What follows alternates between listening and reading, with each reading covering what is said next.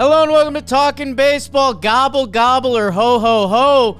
It started. Montas, Boyd, the hot stove is here. Tommy Edman, the Dodgers. Let's talk ball.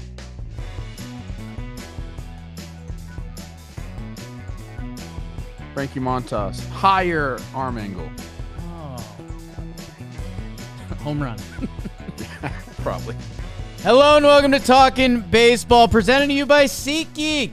Welcome back, everybody, and make sure you use SeatGeek. Go download the app, #1 rated ticketing app, 28 million downloads, scale of 1 to 10 so you know how it works. Green is good, red is bad, and code TALKIN10, that's good because that could save yourself 10% off at SeatGeek, whether you're a new customer or not. Download the app, TALKIN10. Use it whenever you go anywhere that needs a seat. Maybe get someone a gift. It's that time of year. Code TALKIN10 at SeatGeek. Jake Storielli, Trevor Plouffe, Rob Sirocco producing as we are hitting the stove season. Trev, it got chilly for a couple days there. I think over the weekend I started getting the itch. It was like, hey, when's this going to go?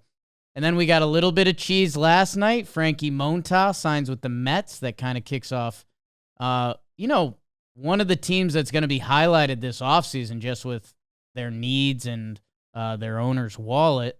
And then a team that always kind of has us a little befuddled. The Cubbies get into the mix with your guy, Mathew Boyd, Edman extension. Who maybe something else will happen. And I think we want to try a new segment at the end, the Reddit Wheel of Death. So, Trev, how are you? How was Thanksgiving?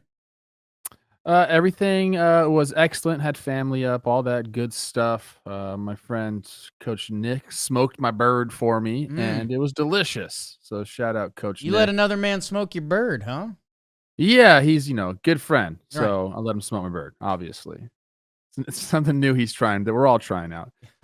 Look, yeah, I think that we're gonna have a lot of this in this off season because of Juan Soto, because all the big guys or most of the big guys have these qualifying offers, which teams, whether they're using that as leverage against the player or not, or whether they're just scared of losing draft picks. There are some holdups. I'm hoping it doesn't go that way for us, Jake, because look, we run a baseball show. We like to talk about fun things. But the Juan Soto thing, I think, is going to hold this whole market up. And then, like I said, Corbin Burns has a qualifying offer. Max Fried has a qualifying offer. Like, these things are they're all important.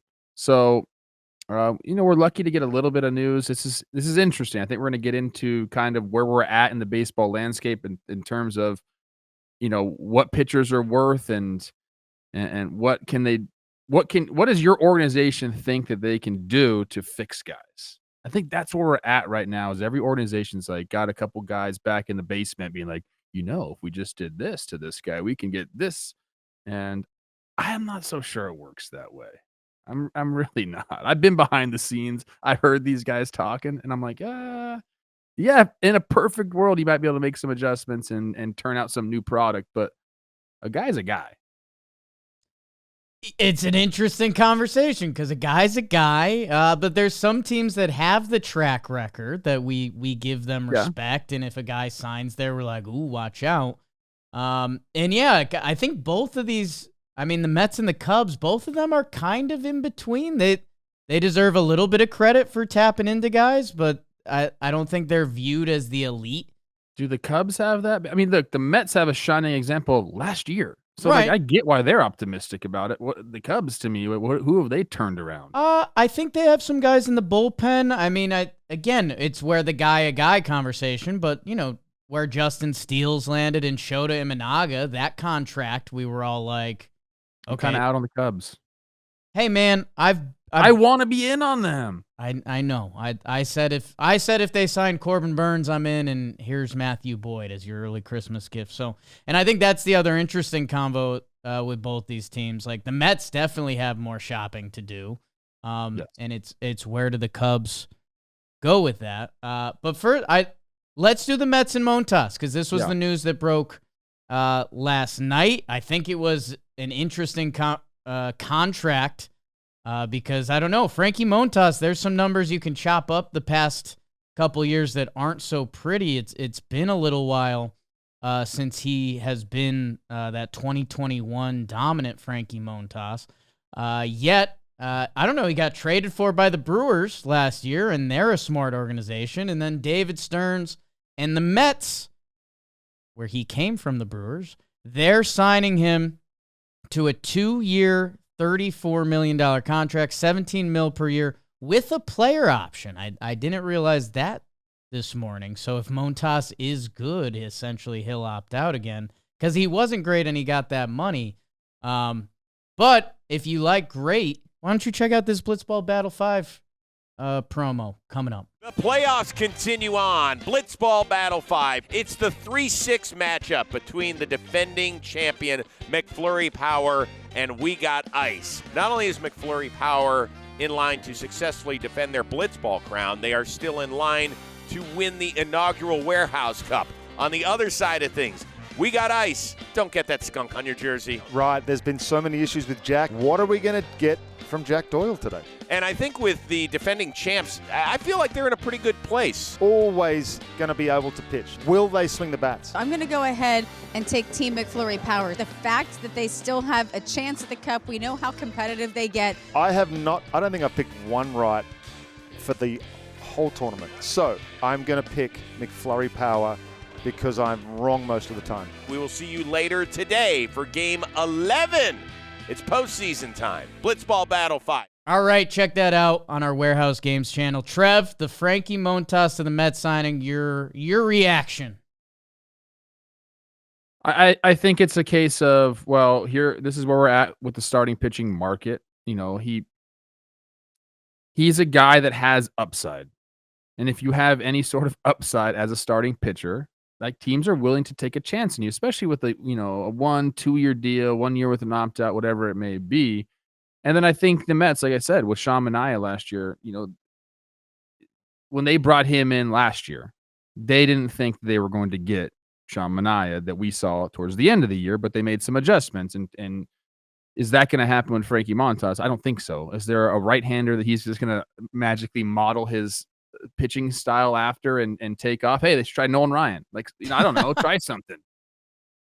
So, like, there are some things that teams like to do. I was talking earlier about, there's guys in the back, all these, biomechanic dudes that are just, they'll hook him up to some sort of, tracking device. And obviously with TrackMan, they already know arm angles and they know, release points and extension and his spin rate and all these things. And with a guy that has the arm talent like Frankie Montas, who can still run the ball up there, mid to upper 90s, they think they can fix some things. He went to the Brewers, he raised his arm slot, whatever, an inch or something. And there was a little bit of velo things, when you do that, your pitch shapes change, and they found some things that sort of worked.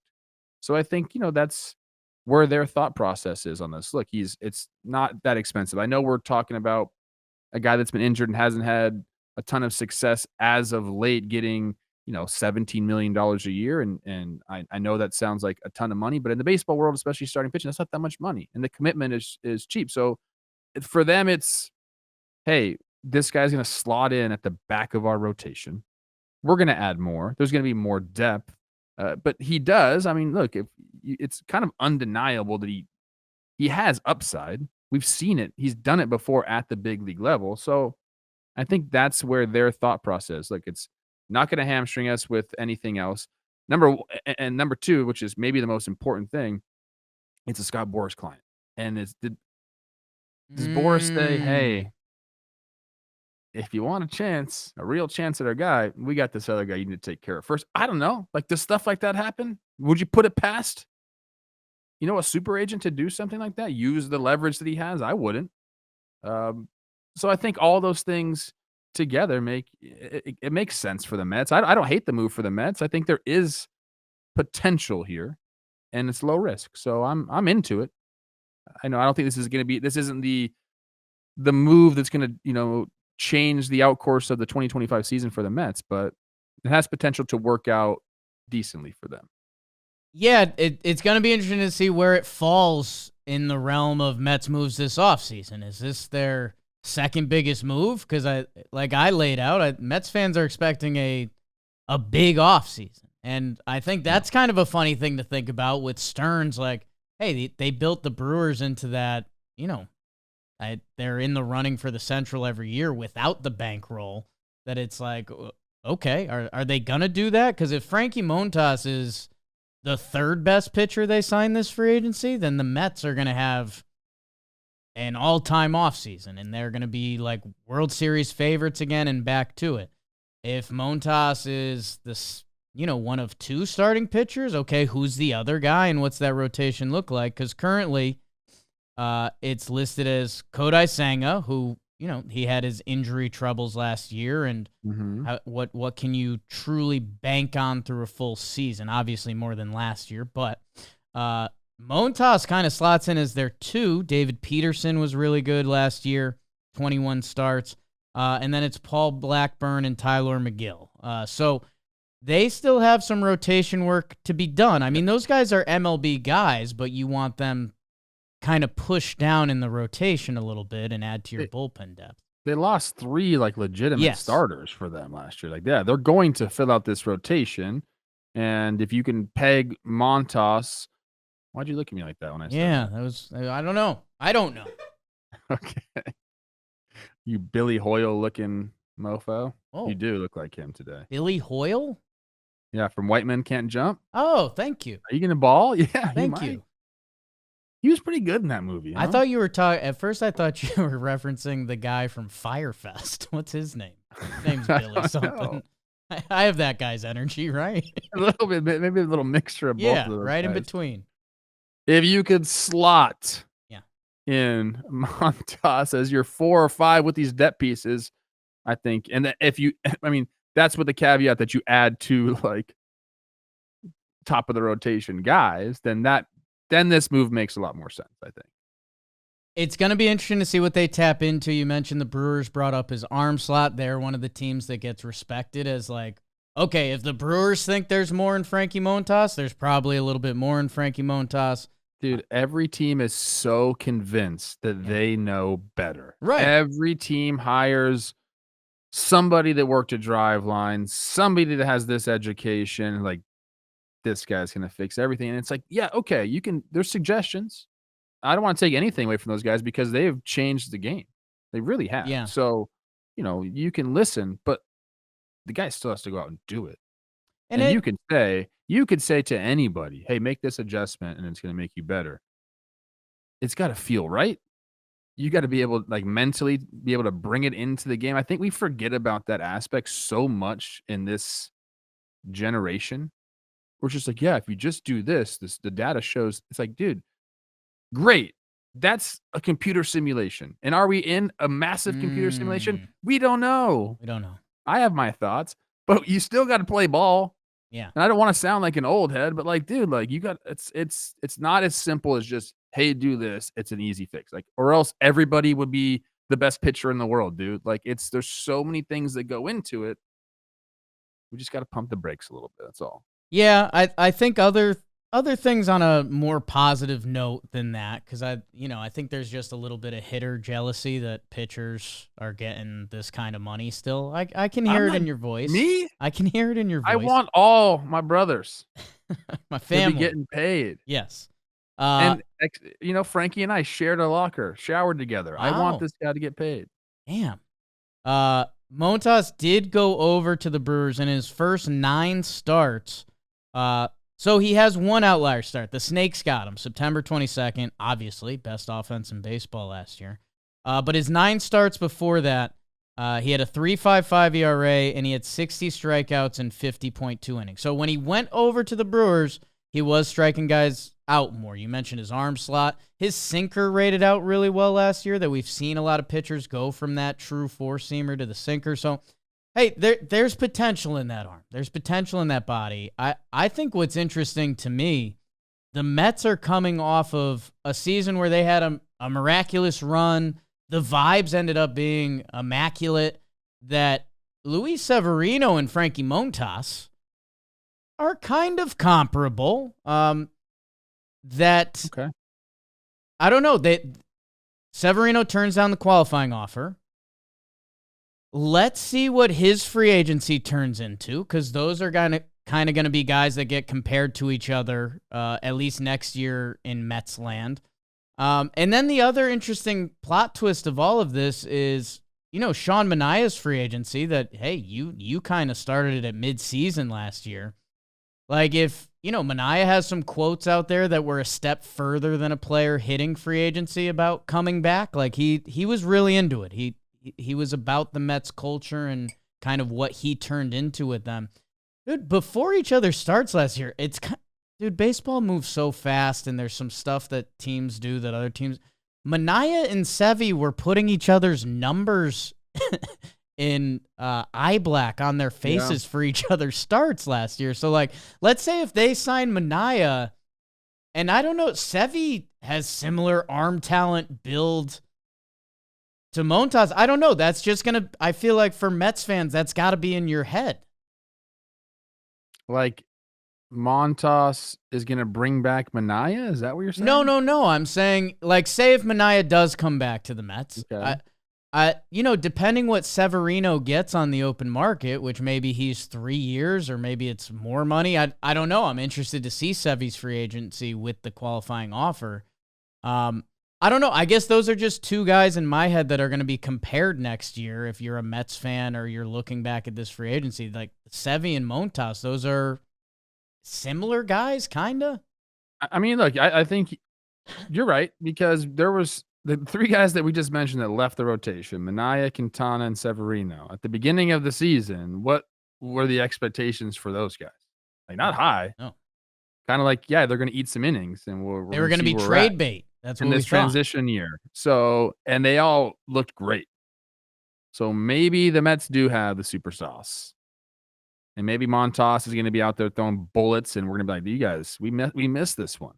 I hope that's the case. I really do. And for them, I think that's why this deal, in my mind, makes sense for them, because it's just the commitment is so low that they can take a chance, man. They have plenty of room to still sign guys. Obviously, they're after Soto. And then after that, they still need to go out and get another, at least like a 2 or a 3 type starter.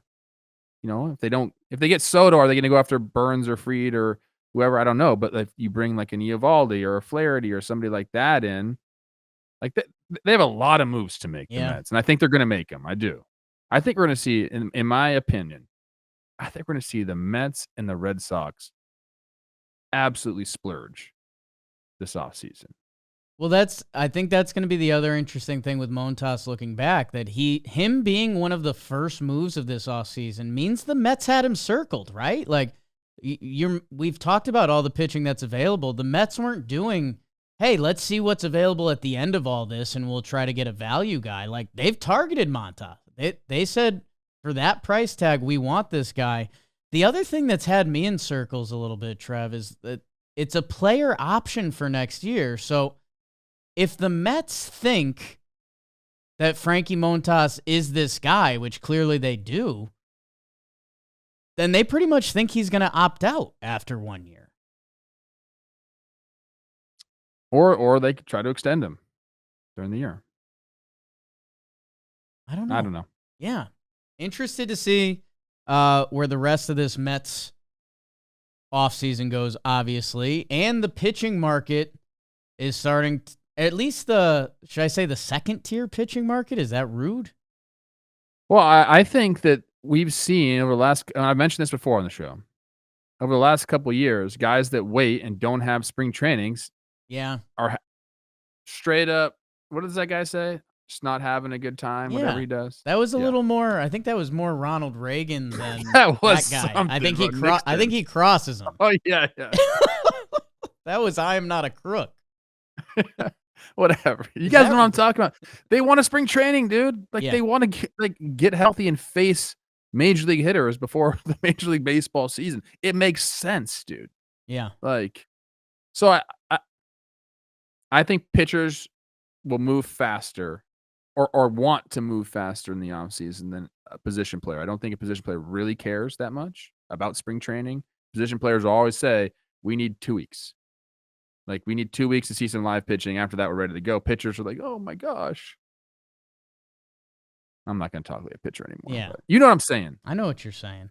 And as I talk about the pitching market developing, we had one break pretty much right before we were start to record. Mathew Boyd signs a 2-year deal, $29 million. So kind of in the same ballpark here to the Chicago Cubs. And that signing is brought to you by Hims. Today's episode is sponsored by Hims. Is Mathew Boyd Hims? Hey, if you feel like you need a little boost in the bedroom, it's time to stop worrying about your performance and get Hims so you can feel confident knowing you can get it up and keep it up whenever you're in the mood. Hims is changing men's healthcare by providing you with access to affordable sexual health treatments from the comfort of your couch. The process is 100% online, so there's no need for uncomfortable doctor's visits. Start your free online visit today at hims.com/talkin. That's hims.com/talkin for your personalized ED treatment options. The products mentioned are chewable compound products which are not approved by or verified for safety or effectiveness by the FDA. Prescriptions require an online consultation with a healthcare provider who will determine if appropriate restrictions apply. See website for details and important safety information. Subscription required. Prices vary based on product and subscription plan. So, Trev, the Cubs that I'm feeling bad for our Cubs fans. I love Chicago. I love, the Cubby, Wrigley in the summer. It's what it's all about. I do think there's some Cubs fans that feel whatever emotions we've been feeling that I was doing this whole thing where I haven't found the right place for Corbin Burns that I was like, ooh, if the Cubbies put the chips in and put them at top with Imanaga and Steele and you have that lineup, that may be a pipe dream. Maybe there's more moves to come. I don't know, but they signed Mathew Boyd. We saw him actually have a pretty nice postseason at the end, working his way back. And this is, I don't want to say similar to Montas, but lefty-righty. Mathew Boyd, his best seasons. I'm looking at a post right now that says they're looking for him to find his 2019 form. It's going to be 2025. I'm looking to find my 2019 form. I guess what was your instant reaction to this one, Coach? It is similar, a guy that, ended the year on a positive note. And again, this is a guy who's, he's done it at the big league level before. And you're looking at, at a team that's looking for rotational depth, and they found the guy. I mean, that's kind of what this is. It's a depth move. He's, he's come out of the bullpen before. He's obviously started more than that. So I think it's a guy they can look to for a couple different positions, depending on what their rotation ends up looking like.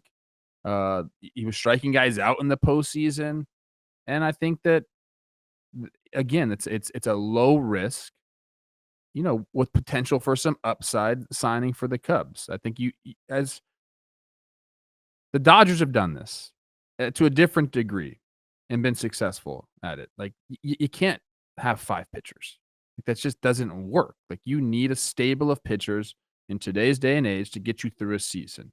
So this is, part of the stable. I think it's a good signing for them. It's not going to change their season or anything like that, but it's just part of their rotational depth with a chance to move in the bullpen. Again, they saw some flashes last year, especially in the playoffs where, like I said, he was striking some guys out. He was walking a lot of people, which was interesting. But he, can you tinker with some stuff? Can you do this? Can you do that? I think this is very much a rotational depth, and it didn't get me as jazzed up as the Montas deal. I'll say that. Interesting. Besides the lefty-righty part of it, Mathew Boyd, last year when he was pitching, he pitched strongly. Pitched well. Eight good starts in the regular season to the tune of a 2.72, and then in the playoffs, I think it was 11.2 innings, 1 earned run, with a lot of strikeouts. And yeah, there's some walks, but I think that's playoff baseball a little bit. Like you're not gonna, you'd rather give a walk than give in and give a guy a cookie. It feels like Boyd. I was gonna say pitching wise, he might have more upside than Montas, but maybe not. I guess the scary thing with me for Boyd. he hasn't thrown over 78 innings since 2019. These are since 2020. He threw 60.1 innings in 2020, 78.2 in 21, 13.1 in 22, 71 in 23, 39.2. So with Montas, you have similar potential upside. Frankie's career numbers are a little bigger. He did throw 150 innings last year. So Boyd hasn't put in that inning work, coming up on 5-6 years now where Montas has. But if you're looking at just last year and who pitched better, you would point at Boyd. And like when he was out there, he shoved. I'm looking at some splits right now because the Cubs do have like a lot of guys that are at that stage of they're at the big league level. Can they stick? Can they be in our rotation? Kind of a bunch of back end guys. Where I don't know if he's guaranteed a spot in the rotation. Are they thinking about him as a guy they can put in the bullpen, a swing guy, spot start type guy? I'm looking at the splits here. And through his career, yeah, I mean, obviously he's been better against lefties. I wonder if last year was more of an outlier year for him as far as splits, because if they do see something like that, then you can really start to think about how they're going to use him. Because right now, if you're looking at what the Cubs have, towards the back end of the rotation, Ben Brown, Javier Assad, Wicks, Wesneski, they have a bunch of guys there. So like they are following that model of a bunch of guys that can be in the rotation when need be, or you can possibly, option them if the rotation is full. They have a lot of guys there. So let me look at these splits here last year. Trev, that is interesting, man. I didn't realize how good their quote-unquote ride the bus guys really were last year. Like Hayden Wesneski put together a really solid season. So did Ben Brown. It's either, hey, they're going with the pitching depth approach and, they're laughing at me saying, bring in Corbin Burns, man. And they're saying, hey, we need 8-9 starters to get through this year. And Mathew Boyd can help us do that. The other thing that just went through my head, and Cubs fans maybe just send me to the asylum with you, but, that's some depth in pieces that, they've been talking about trading Bellinger. Like, if you can shuffle around the money and you also have young arms available, like, God, Cubbies, let's go. Last year against left-handed batters, 143, 226, 357 for the 583 OPS. I mean, right-handers only had a 641 OPS against him, but you can see, the discrepancy there a little bit where I'm not saying he's going to turn into a lefty specialist. I'm just saying, like, there's different ways to use Mathew Boyd throughout the season. Starter, reliever, most likely if you're in the postseason, a guy like him would go to the bullpen like he did with the Guardians this year. Okay, so I said I'm more excited about Frankie Montas. I think I am because I'm curious to see what they're going to do with him, and I think the power arm still intrigues me. But look, if your team signs a capable big leaguer, you should be happy about it. That's what you want your team to do. This guy has done it. He showed it last year. He's going to be a depth piece. It's not like the end-all be-all to your rotation. So Cubs fans, you can get happy about this. I like their team. I said I'm out on the Cubs because I want them to take the leap.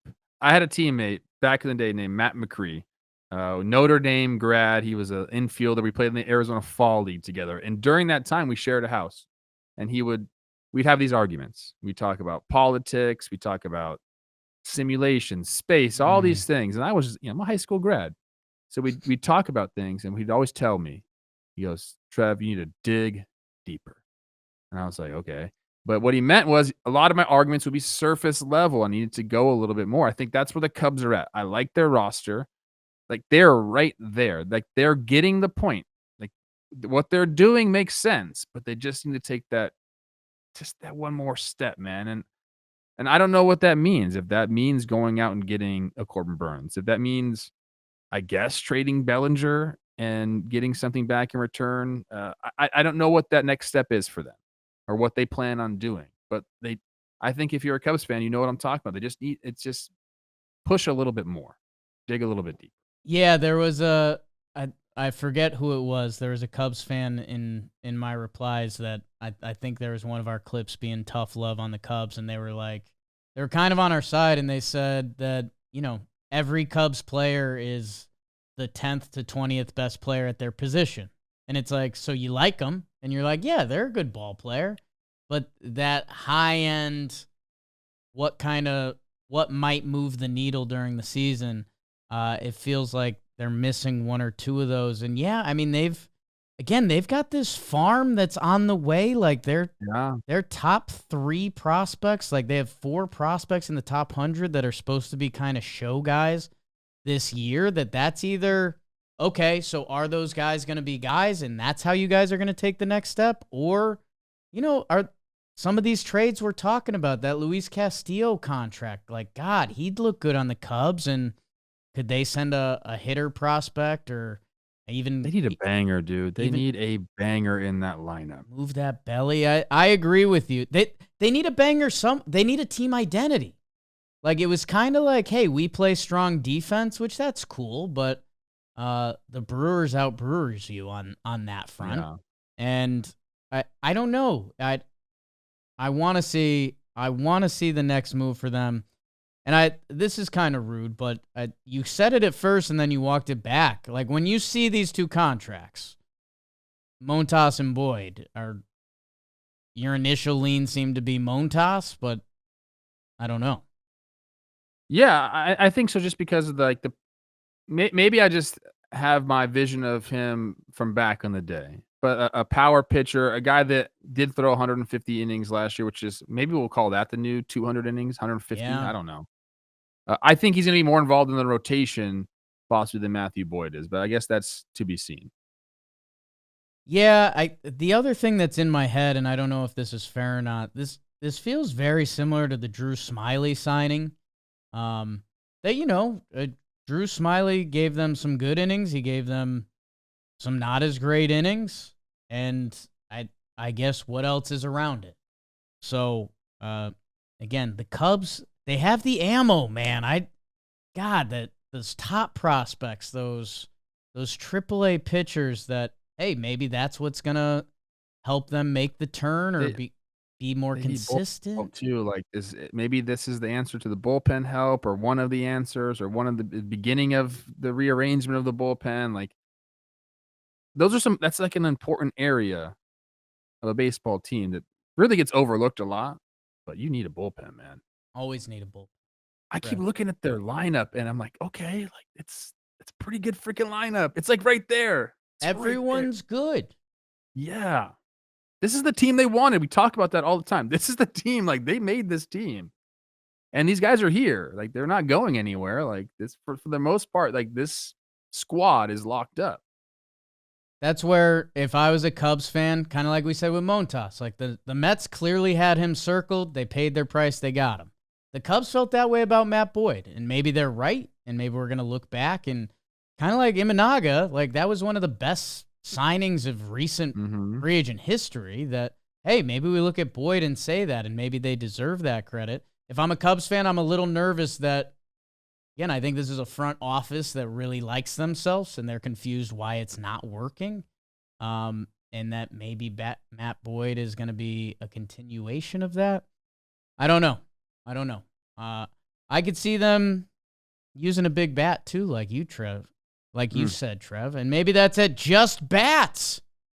Meet Just Bats, the largest online bat store. You won't find a better selection with brands like DeMarini, Easton, Louisville Slugger, Marucci, and more. So shop today to find your next baseball or softball bat. At Just Bats, they've got what you're looking for. All the top brands, over 1,000 models, including the BB Core baseball bats, wood bats, youth bats, and more. Stand out at the plate with some personalization and never mistake your bat for someone else's again.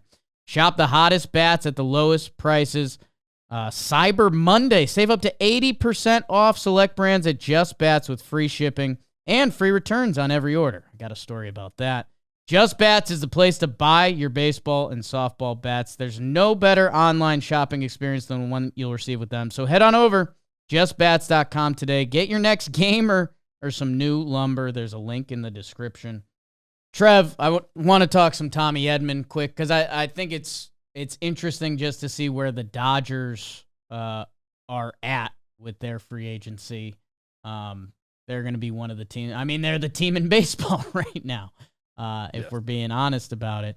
I did want to say in that Just Bats ad, they mentioned returns. I got pretty excited. Black Friday was time to get a new TV. I went for it. Went 2 sizes too big. Just doesn't fit. It like legitimately doesn't fit, or you just think it's too big? Legitimately does not fit. I live in an apartment. And you didn't measure, huh? I didn't. So we were away with Jess's family, and I got excited. So I was guessing which size the current TV was. I don't know, man. I went for it. I went for it and I missed. So my whole upcoming week is trying to figure out how to properly return that. And it looks like it fits. I don't know. You could technically hang it on the wall and it would work. So why don't you do that? One of my buddies got a good joke off about, pretty big flex having a Jumbotron in your living room. Trev, I live in an apartment, man. You can hang it on the wall. You can hang it on the wall. Hang it on the wall. That's where those TVs are supposed to go, dude. TVs don't sit on anything anymore. They're on the wall. I'm gonna size down, and it's gonna be okay. Speaking of size down, Tommy Edman, kind of one of baseball's short kings. He gets that next Dodger contract extension. So there's 2 more years on his contract. They buy those out to make it a 5-year, $74 million deal. There's some deferred money. There's a signing bonus. This is the future of baseball or Dodger ball. And I think for me, Trev, this is truly one of the perks of being one of the big market teams right now. You can sign this Tommy Edman contract, and he might play center, he might play short, he might play second. You're going to see him everywhere. And, his OPS over the course of a season, it might not wow you. And for a lot of teams, if you're paying $15 million for a guy, you might need them to be a quote-unquote impact piece in the lineup. And Tommy Edman will be defensively, speed, and some clutch hits, as we saw in the NLCS. But this is truly a Dodgers. It allows them flexibility over the next few years, and it just gives them a really good ball player. Yeah, they're just stockpiling good ball players over there. But they've had guys like this on their team over the last 10 years. Whether it's Kike, whether it's Chris Taylor, CT3, yeah, this is something that they value, and you brought this up before the show. Like, where the heck is he going to play? It's an interesting situation they have going on out there because they are stockpiling good baseball players, and Mookie Betts, they're saying he's going to move back to the infield. So that means to me second base, which means what do you do with Gavin Lux? What do you do with Miguel Rojas? And what do you do with Tommy Edman? Is it as easy as just saying Tommy's going to be in center field and he might play shortstop on some days? Like, I think that's probably where they'll go with it. But this whole Mookie Betts situation it's crazy to me. It's crazy. Right? Like, it's crazy. They kind of don't have a shortstop, but they have 4 shortstops. Yes. So I don't know, man. I do like this deal. You mentioned Tommy Edman, OPS, whatever it is. All that guy has to do is be around league average, and with the base running, with the defense mostly, like that's where his value lies. Like, just let him be a league average hitter, and he is going to provide a ton of value for you because he is a guy that can go patrol the outfield. He can come in and play the infield when need be, and I think he just fits, man. And you mentioned the deferred money and the signing bonus. People are so upset at the Dodgers, and they're saying it's cheating. And like, I get all these mentions on my X feed all the time. It's cheating what the Dodgers are doing. We have to do something about this. I can't believe Major League Baseball is letting this happen. This has been going on for so long. Like, you can point to a bunch of different teams that have been doing this. Like, Max Scherzer is a prime example. He deferred like half of his contract, and nobody really batted an eye at that. In fact, they probably said, well, that's stupid of Max Scherzer. Why would he do that? The thing that's different about the Dodgers, and I think why people are so upset, is they didn't convince, I don't know. It happened where Shohei Ohtani deferred almost 100% of his contract. But he can do that because of the money he's making off of the field. That is where they have the advantage. The rest of these things are deferring some of Snell's money, some of Edman's money. That's just all kind of typical stuff that happens now. But it's the fact that Shohei deferred so much of it. That's where they have the advantage over teams. But the rest of we got to stop with that deferred money stuff. It's been going on for years. For years. Your team can also defer money. Yeah. This is not cheating. It's just, I don't know. I don't know why it's gotten that label as of late, but it has, and I just want to dispel that rumor. Hey, you're a players guy, I'm an owners guy, obviously. Yeah, obviously. The different crews we roll with. But it's funny that this is becoming more and more chic because the player has to agree to it. Yes. And I wonder if Shohei kind of opened up more people's eyes to that, or, hey, come play for the Dodgers and we'll do this. But, this is, for the money these guys are making, this is supposed to be exhibit A of like a financial thing you're not supposed to do. It's like if you get this money now and you invest it, where it's also kind of funny, and I just pointed at myself on the YouTube, make sure you're subscribed. I always thought deferred money was awesome. It's almost like a safety net. Like, hey, if I blow all this, I can still get my Bobby Bonilla money. But that's kind of not how the financial world actually works. No, but there are other, I am the financial guy here. There are other benefits of guys doing this, especially if you're playing in California, dude. Like, if you're not earning this money or you're getting taxed 13% on top, like Shohei Ohtani, when he gets all that money, he's gonna be back in Japan. I don't know what the tax rate is there, or what the income tax is like there. I do. I'm guessing it's less than 13%. I'm guessing that. So Blake Snell, he gets a signing bonus of $52 million, but that's from he's gonna be in Seattle when that happens. That tax rate is lower. Like, there's a lot of stuff going on here. It's crazy. The deferred money, yes. Would you want a lump sum of money right now to invest? Sure, I get that. But dollars we're talking, doesn't make any difference. These guys, they're rich. They're fine. Tommy Edman opening day center fielder? That's the early lean. Yeah. Especially if Mookie's at second base. Hey, man, what? It feels like we're sniffing around something. Gavin Lux. Yeah. It sounds he like he balled out at the end of the season for the Dodgers. It sounds like they really want Mookie at second, which we did the debate. What's easier on your body, second or right field? I think people lost 10 minutes. I think it's just easier to find a bat that can play outfield. It's true.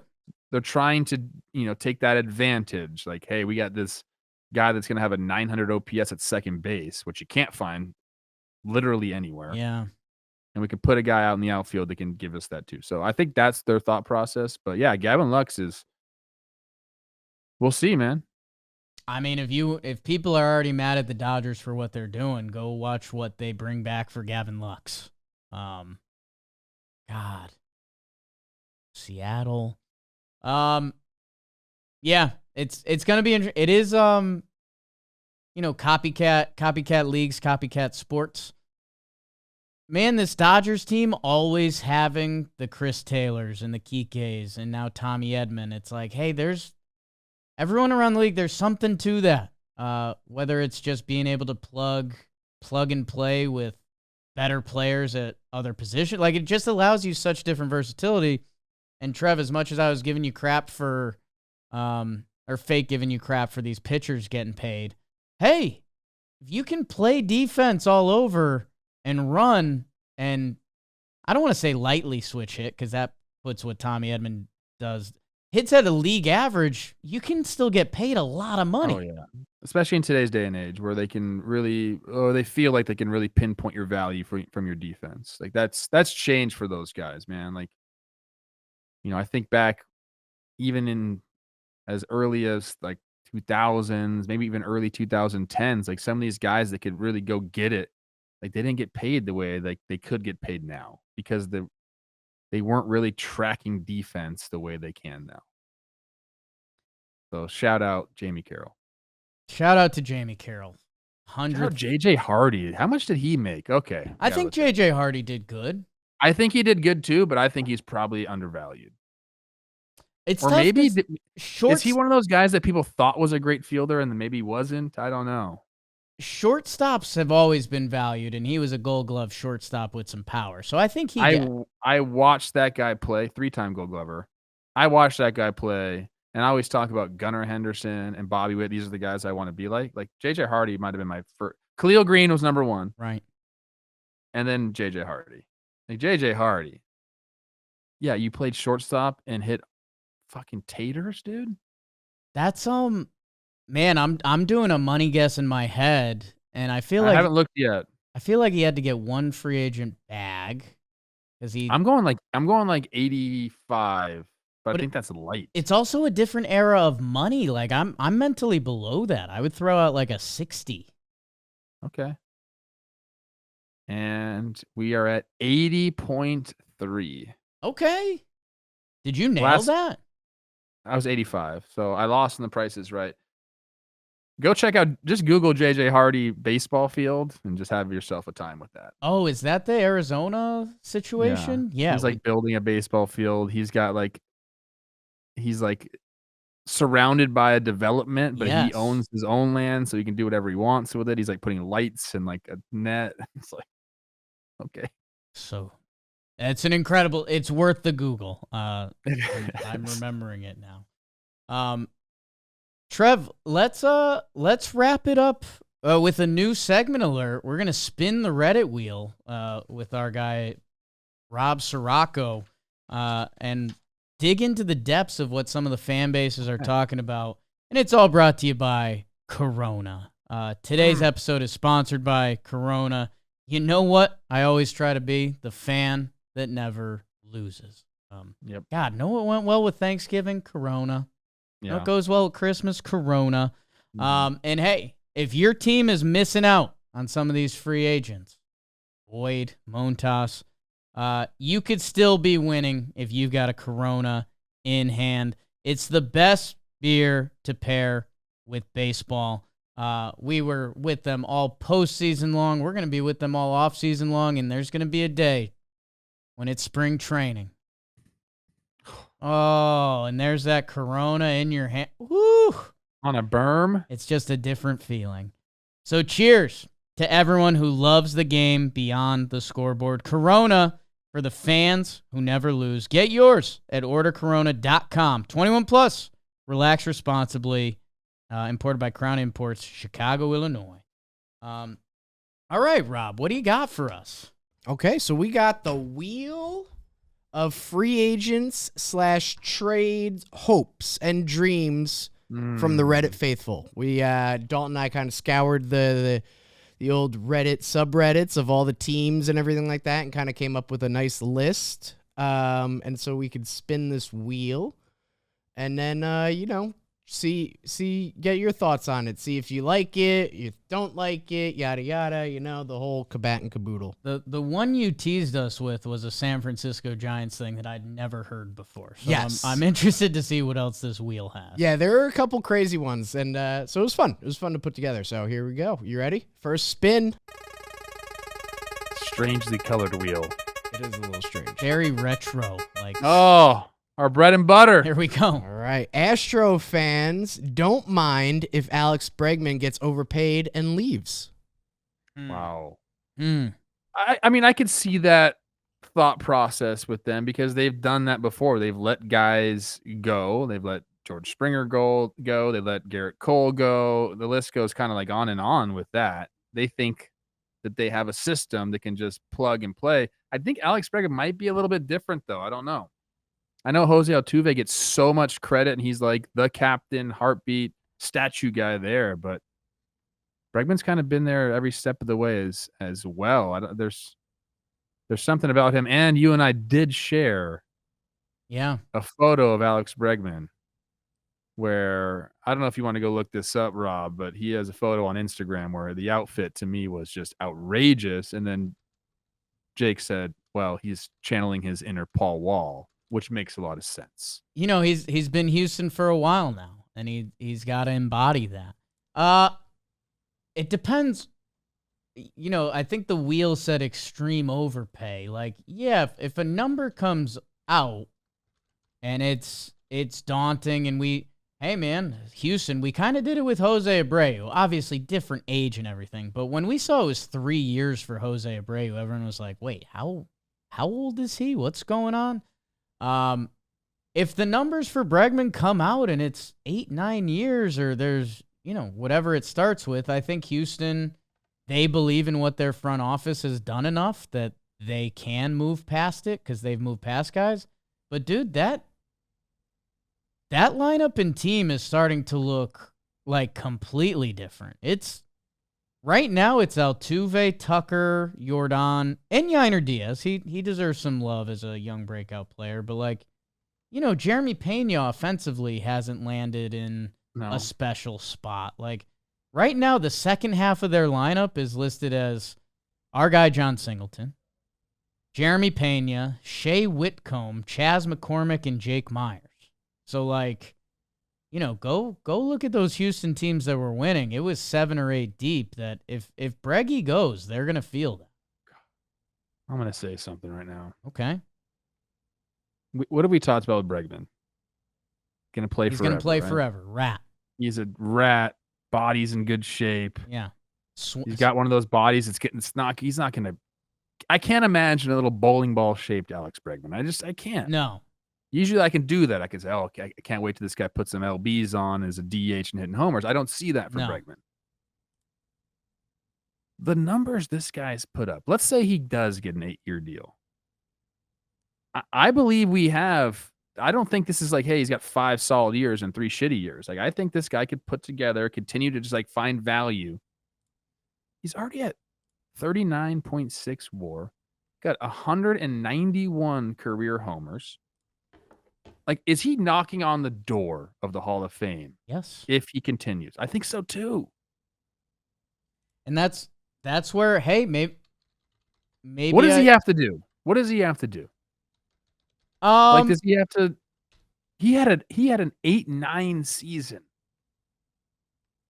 So it gets a little tricky, because another Talkin' Baseball favorite, our guy Evan Longoria, is one of those, borderline. Is he? Isn't he? The internet likes to debate that more than us because Evan Longoria is my Hall of Fame of life, not necessarily baseball. It's the most exchanged Instagram between me and Trevor is Evan Longoria. Yeah. He's very interesting. At Evan Longoria's age 31 season, he had 51.2 career WAR. Okay. So I don't know. It's all how you maintain and how your body holds up. So that yes. If Breggy keeps throwing up 4 WAR seasons, and especially if there's something with staying with one team. I know we like to not think that, but there is. He did not get the MVP. He got MVP 2. Like if he had an MVP in the bag plus these numbers, and say he gets to 400 homers, which I don't know if he can. That's kind of a lot. I don't know. It's something to think about. Well, and I didn't have him on that level. That's all I'm saying. There's something to fandom that's gotten ignored. Jimmy actually opened my eyes up to this, that having your guys be your guys is a big part of fandom in your team. That, dude, there's something to, if Bregman stays the next 6 years in Houston, the number's retired and it's Houston forever. Like, that's cool. That's kind of what sports are supposed to be. That we've just lost a little bit of that with free agency and trading, but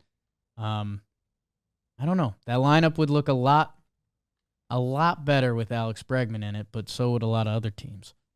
I think Houston fans are saying we want to sign Framber, we want to sign Kyle Tucker. That's kind of that thought process, right? That Kyle Tucker number might be a lot more scary than the Alex Bregman. Hey, let's do one more from the Reddit fan wheel of life. All right, what do we got? Oh, gee. Yankee fans should be worried if Juan Soto goes to the Red Sox. Yes.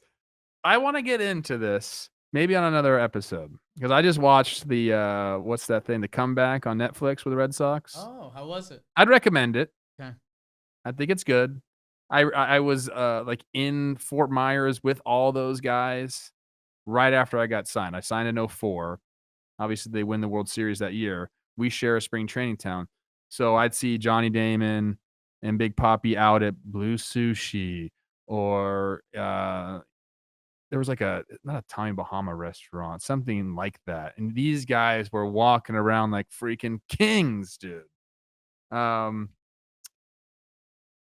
Is Juan Soto him going to the Yankees and then saying nah and signing with the Red Sox? Is that like the curse of the Bambino, but opposite? Like, would that usher in an era of Red Sox winning and the Yankees feeling like little brother?